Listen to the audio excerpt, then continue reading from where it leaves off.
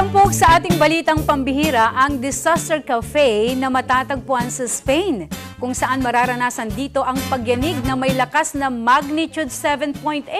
Aba, ang lakas nito, no? Kung titignan ang cafe na ito, mga kaibigan, ay parang pangkaraniwang restaurant lamang. Subalit sa loob nito ay nagaganap ang malalakas na pagyanig.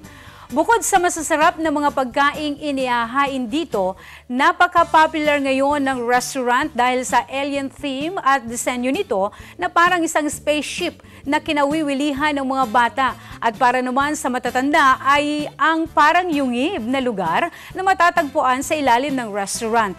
Ang mga taga-silbi o staff dito ay nakasuot ng helmet at ang mga kubyertos at mga plato rito ay mas mabigat kaysa sa pangkaraniwan.